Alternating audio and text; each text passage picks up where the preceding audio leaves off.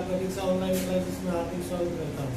पिछले वीडियो में हम पढ़ रहे थे बहुपद पॉलिनोमियल्स और इसके बारे में मैं बहुत सारी बातें की थी और इस वीडियो में इसको आगे कंटिन्यू करके हम पढ़ेंगे द्विघात समीकरण के शून्यकों और गुणकों में संबंध। ठीक है, पिछली वीडियो में मैंने बताया था कि बहुपद के बहुत सारे प्रकार होते हैं। देखो, रेखिक युग्म होता है या रेखिक बहुपद होता है और एक होता है द्विघात बहुपद, त्रिघात बहुपद। ठीक है, ऐसे होते हैं। अब हम इस यूनिट में किसके बारे में पढ़ेंगे या मेन जो फोकस रहेगा वो किस पर रहेगा? द्विघात समीकरण पर या द्विघात बहुपद पर। अब द्विघात बहुपद क्या होता है? ऐसा बहुपद जिसकी जो घात है वो कितनी होनी चाहिए? 2 होनी चाहिए, या चर पर जो मैक्सिमम पावर है वो कितनी होती है? 2 होती है। ठीक है, अब इस द्विघात समीकरण का जो मानक रूप होता है, ठीक है, जो फॉर्मल रूप या होता है, उसको हम कैसे दर्शाते हैं?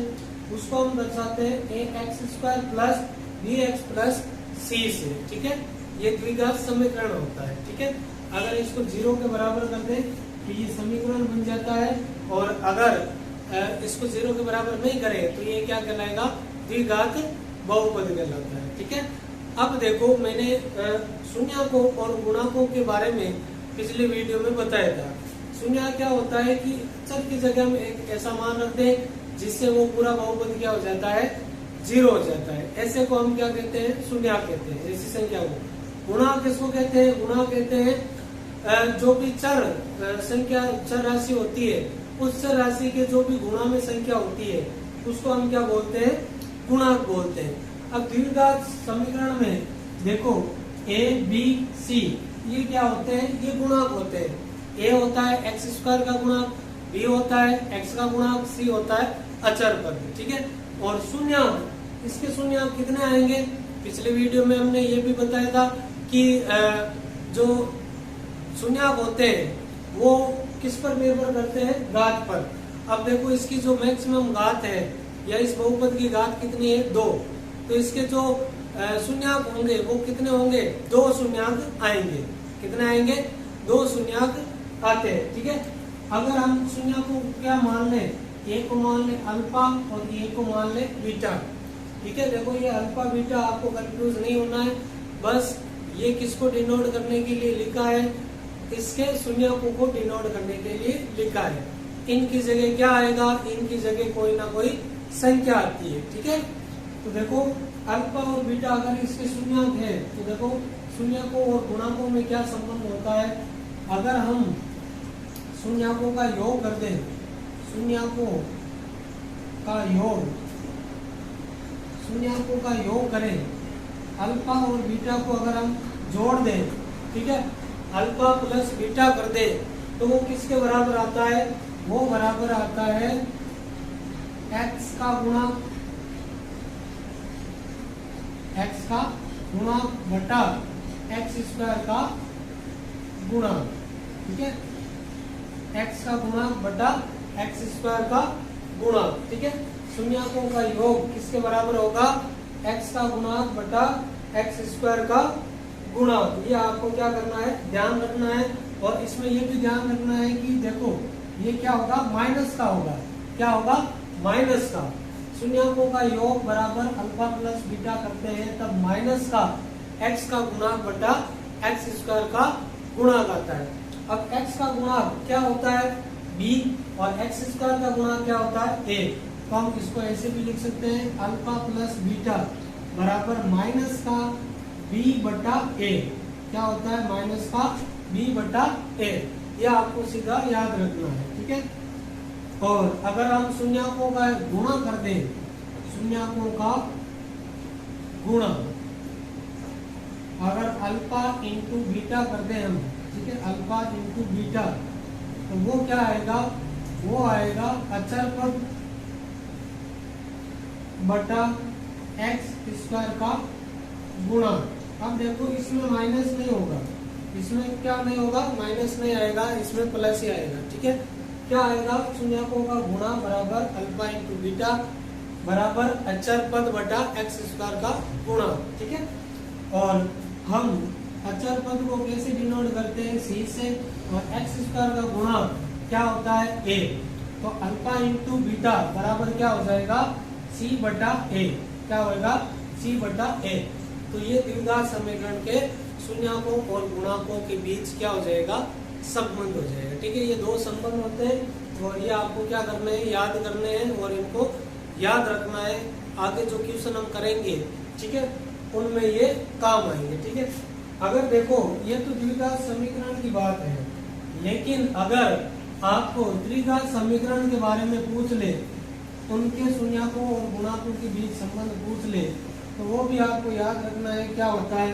तो द्विघात समीकरण का जो मानक रूप होता है, पहले वो आपको ध्यान में होना चाहिए कि क्या होता है।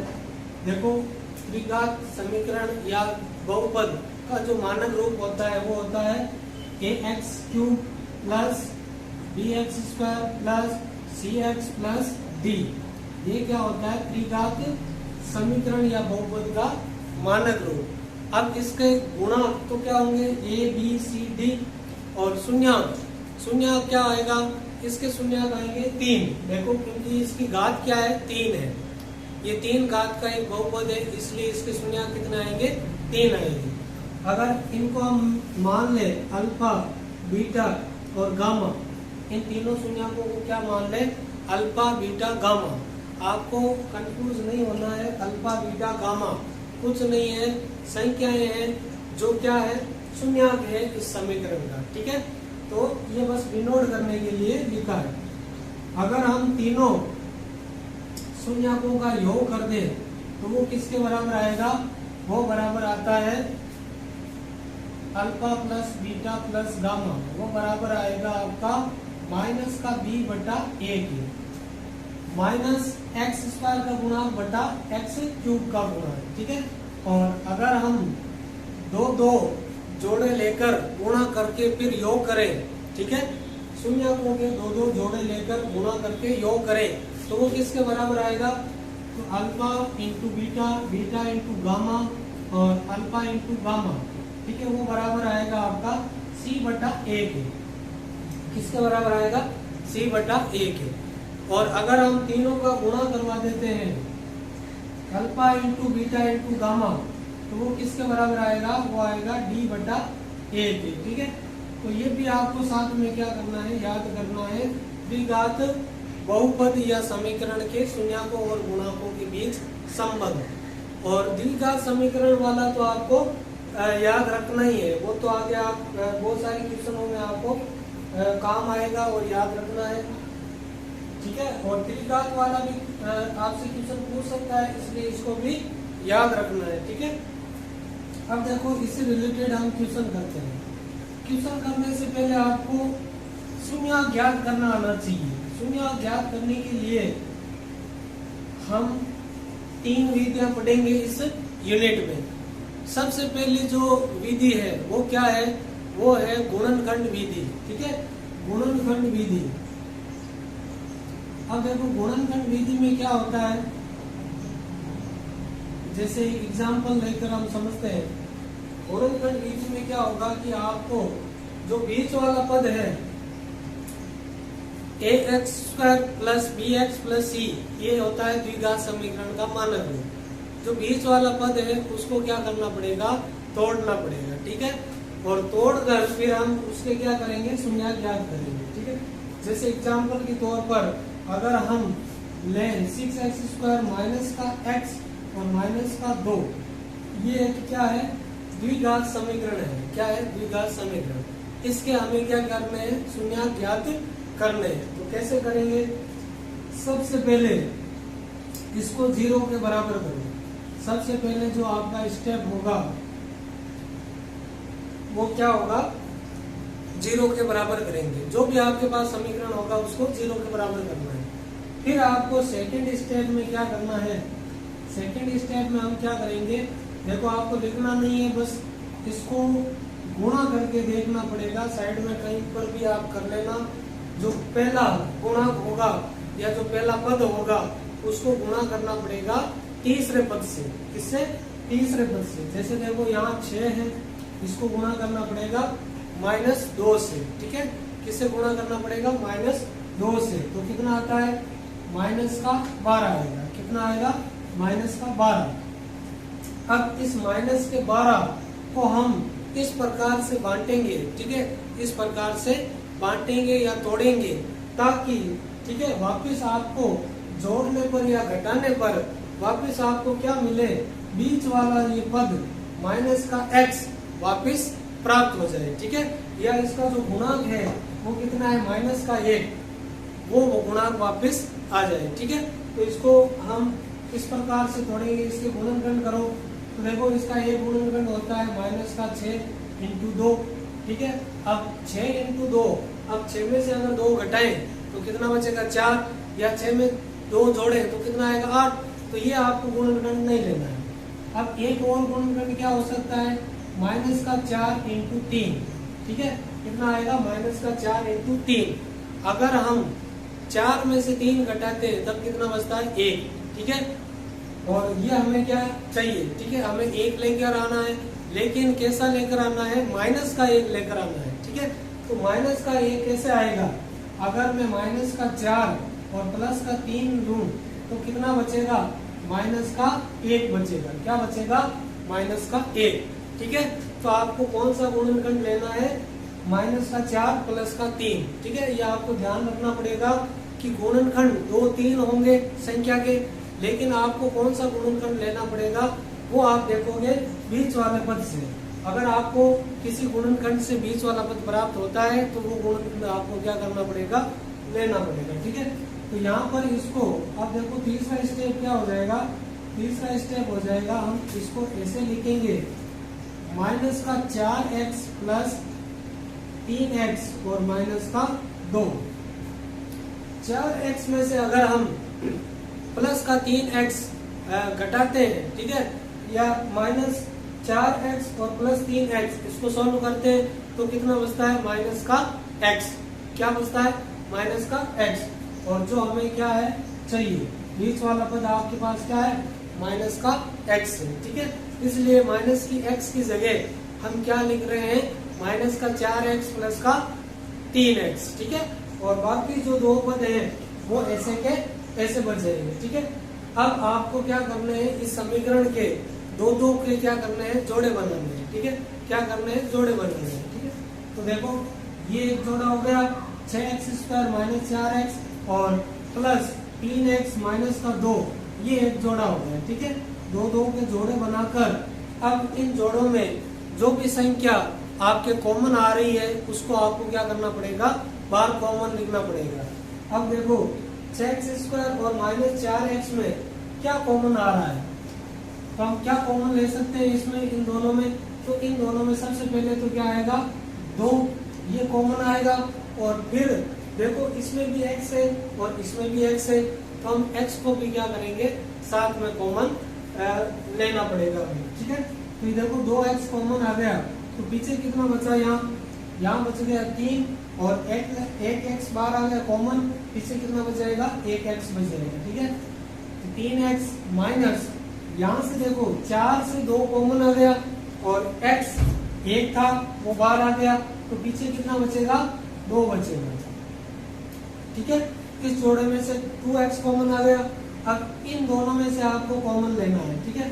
अब देखो इन दोनों में कॉमन कुछ नहीं आ रहा है, 3 और 2 में कुछ कॉमन नहीं आ रहा है। तो ऐसी कंडीशन में आपको क्या कॉमन लेना पड़ेगा? हमेशा 1 को क्या करोगे आप?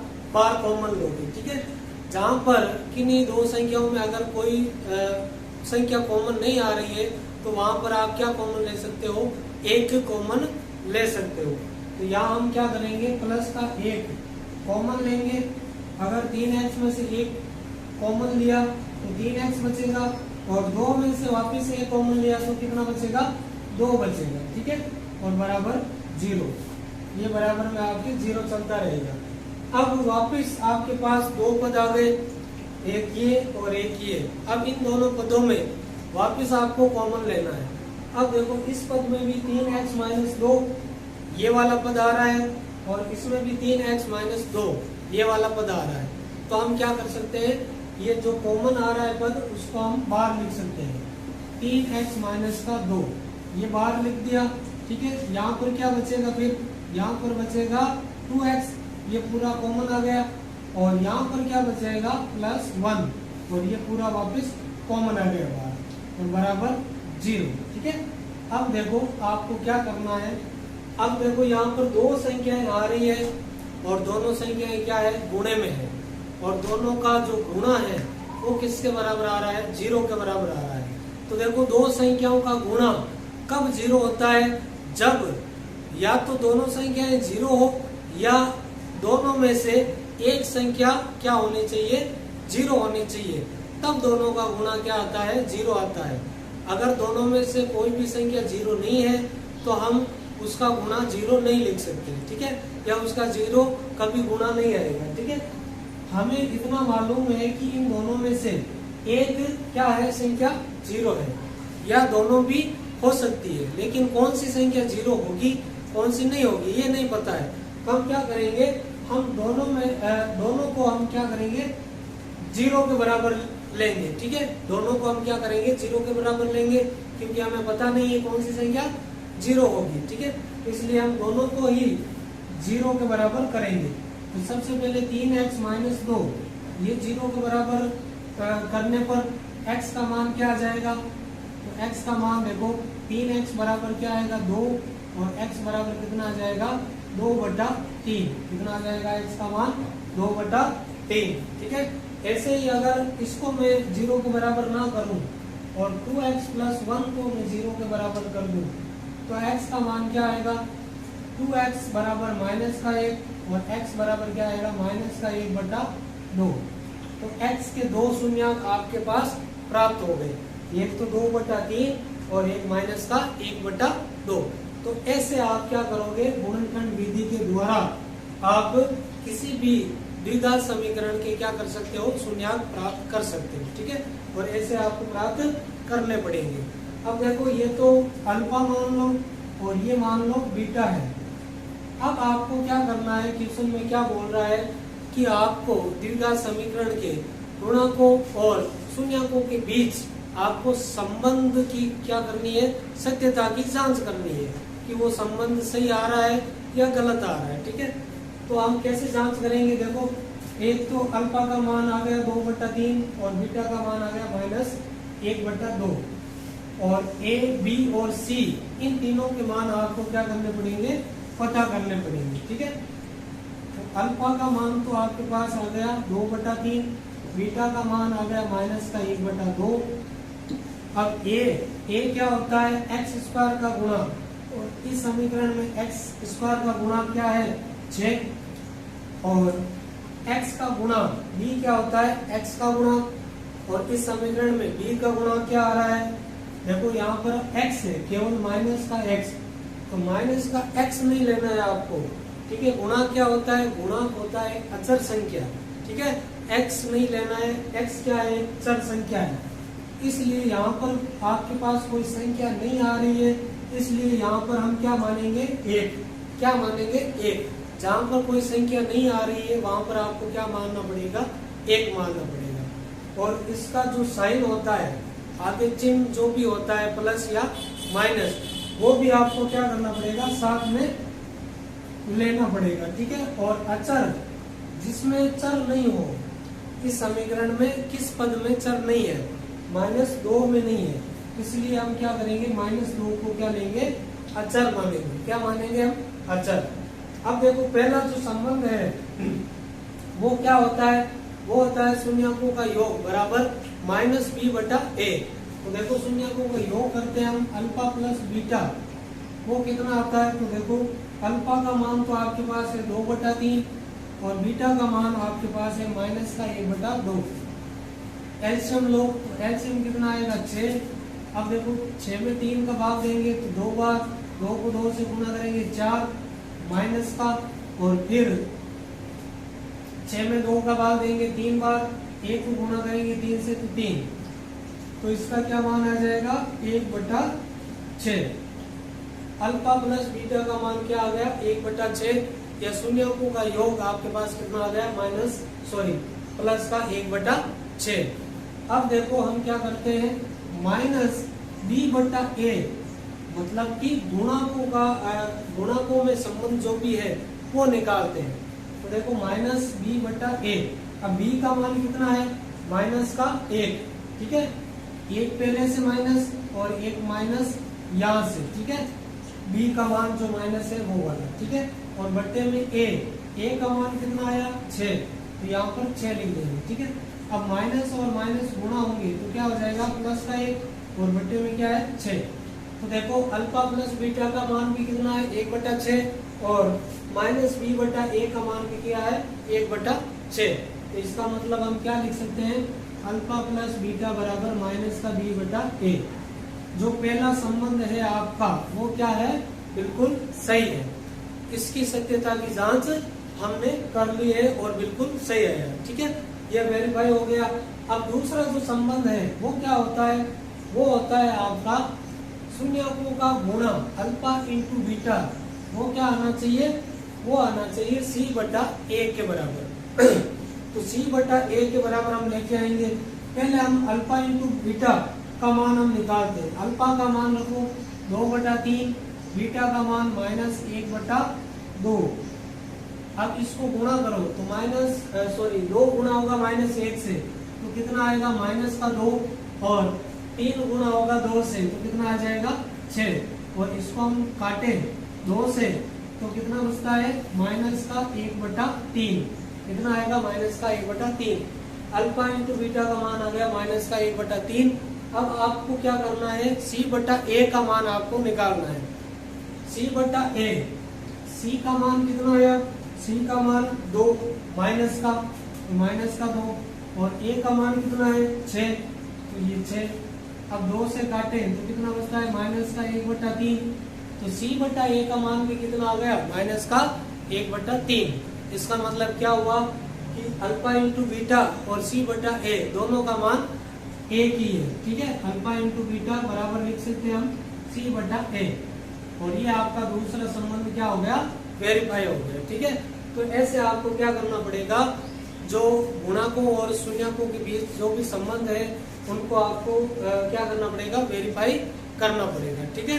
और गुणनखंड विधि के द्वारा पहले आपको शून्यक प्राप्त करने पड़ेंगे, और शून्यक प्राप्त करने के बाद आपको क्या करना है, शून्यकों और गुणकों के बीच आपको संबंध की सत्यता की जांच करनी है, और इस प्रकार आप सत्यता की जांच कर सकते हो, ठीक है। तो एक क्वेश्चन 3.1 का ये जो पहला क्वेश्चन है, ठीक है, उसमें ये पार्ट है 5वां पार्ट है शायद, ठीक है। तो ये मैंने बता दिया है, और बाकी जो पार्ट बच गए वो आपको घर पे कोशिश करनी है। और अगर किसी में समस्या आती है किसी भी क्वेश्चन में तो वो आपको क्या करना है, कमेंट करना है, ठीक है। आप कमेंट में जो भी समस्या आएगी वो आप पूछ सकते हो, ठीक है। और अगर ये वीडियो आपको अच्छा लगा है, समझ में आया है, तो इसको ज्यादा से ज्यादा शेयर करें, लाइक करें और इस चैनल को सब्सक्राइब करें। धन्यवाद।